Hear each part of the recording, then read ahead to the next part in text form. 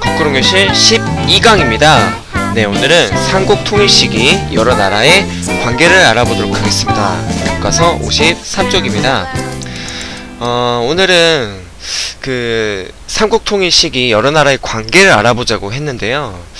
교과서는 보지 않으려고요. 왜 그러냐면 교과서는 그냥 이렇게 글로만 쭉 이렇게 설명되어 있다 보니까 그 여러 나라들의 관계를 알아보기가 힘들어요. 그래서 선생님이 정리한 걸로 가보도록 하겠습니다. 자, 선생님이 아주 기가 막히게 오늘 배울 내용을 잘 정리를 해봤어요. 이 표를 한번 들여다보세요. 그러면 아마 눈치가 빠른 친구들은 선생님이 어떤 생각으로 이렇게 표를 만들었을지, 또 색깔은 또 왜 이렇게 다른지, 일단 화살표가 있는데 이 빨간색 화살표는 뭐고 파란색 화살표는 뭔지, 그 다음에 또 이 보면은 나눠져 있는 게 이쪽은 굵은 실선 하나, 얇은 실선 하나 이렇게 또 들어가 있는데 이쪽은 그냥 굵은 실선 하나씩만 이렇게 들어가 있죠. 또 여긴 또 점선이네요. 네. 자, 지금부터 그러면 여러 나라 관계를 설명해 보도록 하겠습니다. 우리 삼국시대 통일하기까지는 이 중국을 빼놓을 수가 없어요. 중국과의 관계가 굉장히 중요하거든요.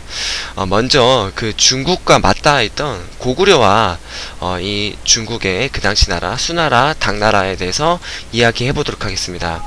자, 그래서 보면 이 수나라와 당나라가 어떻게 나오냐가 여러분들 잘 이해가 좀 안 될 수도 있어요. 수나라 뭐고 또 당나라 뭐야. 그래서 그 당시 중국의 역사를 한번 간단하게 한번 보도록 하겠습니다. 네, 지도를 통해서 한번 봐볼게요. 자, 중국 지도로 본 중국과 우리나라의 관계예요. 중국이 이랬을 때 우리나라 어땠을까 한번 봅시다. 첫 번째 이 네 가지 지도가 나왔는데 이 네 가지 중에 가장 빠른 지도예요. 이 화살표 1, 2, 3, 4 순으로 가면 되겠습니다. 자, 여기 보면은 위촉오라는 나라가 나오죠. 네, 많이 들어봤을 거예요. 삼국지, 유비관우 장비가 있었던 총나라, 제갈공명까지. 그 다음에 조주가 있었던 위나라, 그 다음에 손권이 있었던 오나라. 이 당시에 이렇게 위촉오나라, 이 삼국지 이 시대에는 우리나라는 고구려, 부여, 옥조, 동해, 백제, 신라, 가야 이렇게 되어 있었대요. 그러니까 고조선 이후에 나라였을 때는 이렇게 위촉오 삼국 시대였고, 중국이 그 다음에는 중국이 이렇게 나중에 통일됐다가 다시 여러 나라로 이렇게 다 갈라져요. 보면 정신없죠. 이랬을 때 이제 고구려가 이렇게 힘을 펴니다. 이 중국 내에서도 이렇게 견제할 세력이 너무 많았기 때문에 고구려의 광개토대왕이 북쪽으로 이렇게 세력을 넓히고요. 남쪽으로는 장수왕이 이렇게 또 세력을 높여요. 한강 유역까지 차지하죠. 그 다음에 이렇게 복잡했던 중국이 정리가 됩니다. 수나라가 전체를 통일하거든요. 그래서 이 수나라가 중국을 통일하는데 멈추지 않고 이 한반도까지 보고 있었어요. 그래서 고구려랑 이렇게 충돌이 일어났었죠. 아까 다시 올라와 보면, 그래서 고구려가 이렇게 수나라랑 이렇게 충돌이 일어납니다. 네. 자, 그 다음 다시 내려오면 이 수나라가 굉장히 나라는 이렇게 힘도 세고 땅덩어리도 넓었지만 고구려와 자꾸 전쟁을 함으로써 나라가 약해져요. 그 다음에 또 나라가 멸망하고 나온 나라가 당나라입니다. 그래서 이 수나라와 당나라가 이런 차례를 거쳐서 왔어요. 자, 다시 넘어와서 먼저 이 수나라와 당나라와 이 고구려의 관계를 알아보도록 하겠습니다. 그래서 다시 말하면 이 고구려는 중국으로부터 한반도를 지키는 방파제 역할을 했어요. 어떻게 보면 이 고구려 때문에 백제하고 신라가 안전했다고 볼 수 있어요. 자, 수나라가 이제 드디어 중국을 통일하고 고구려를 쳐들어옵니다. 총 110만 대군이 이끌고 쳐들어왔는데요. 점령이 안 됐어요. 고구려를 쳐들어왔으나 잘 점령이 안 돼서 평양성을 공격하던 이 별동대가 따로 편성이 됩니다. 그 당시 평양성이라고 하면 고구려의 수도잖아요.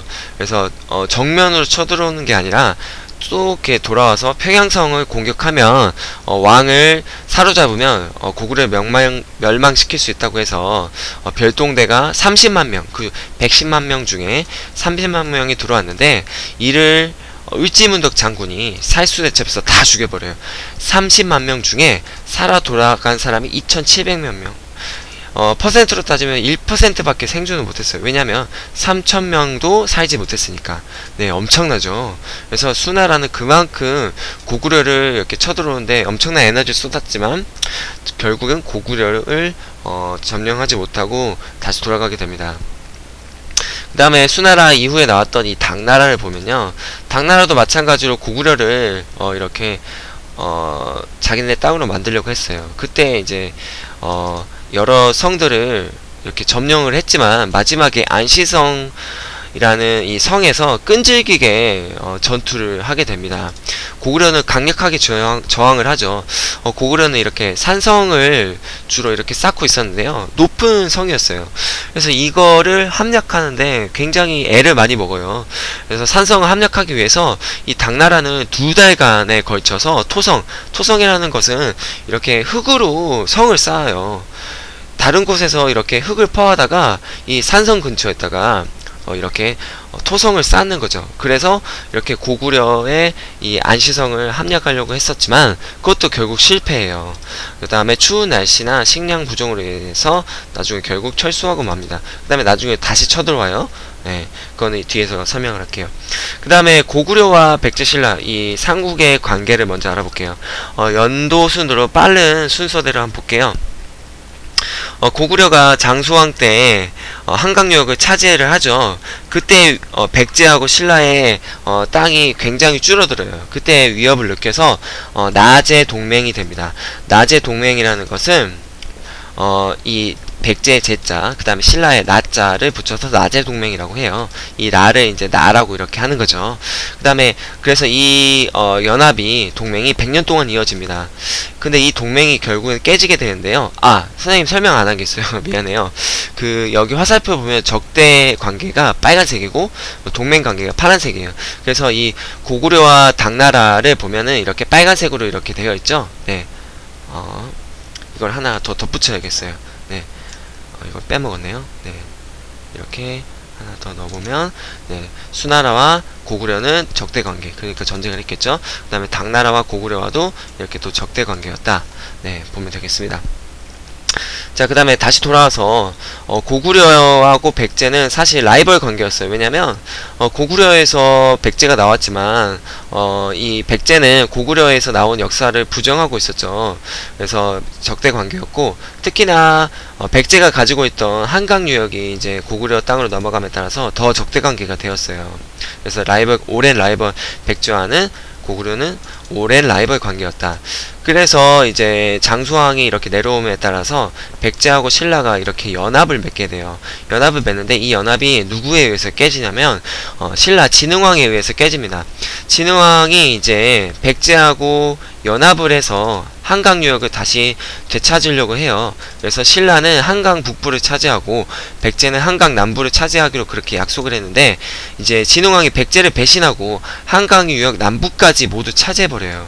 그래서 이제 백제가 엄청 화가 납니다. 신라 이 100년 동안 이어진 이 동맹관계 너희들 깨고 감히 한강 유역을 다 차지해? 그래서 신라와 동맹하여 한강 유역을 되찾으려고 했으나 배신당해서 적대적 관계로 돌변해요. 그래서 백제하고 신라의 관계는 이렇게 처음에는 동맹 관계를 잘 유지하다가 나중에는 이 신라의 배신으로 인해서 적대 관계로 이렇게 돌변합니다. 이후 백제는 신라를 계속 공격해요. 왜? 다시 한강 유역을 되찾아야죠. 심지어 이렇게 진흥왕이 한강 남부까지 이렇게 차지하는 그 전쟁에서 백제의 성왕까지 죽고 말아요. 왕까지 죽었으니 백제가 얼마나 열을 받았겠어요. 그래서 백제를 계속 공격합니다. 그래서 이때 이제 신라가 정말 백제 때문에 많이 힘들어해요. 그래서 이제 김춘추, 신라의 이제 김춘추라는 이 장군이 고구려 가서 연개소문한테 동맹을 맺자고 제안을 해요.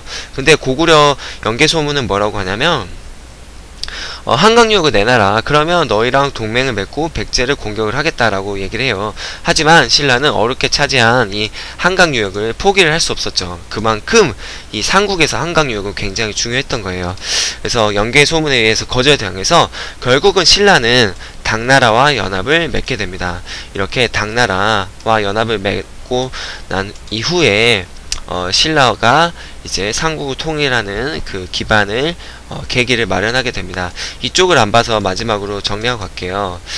연개소문이라는 장수가 권력을 장악합니다.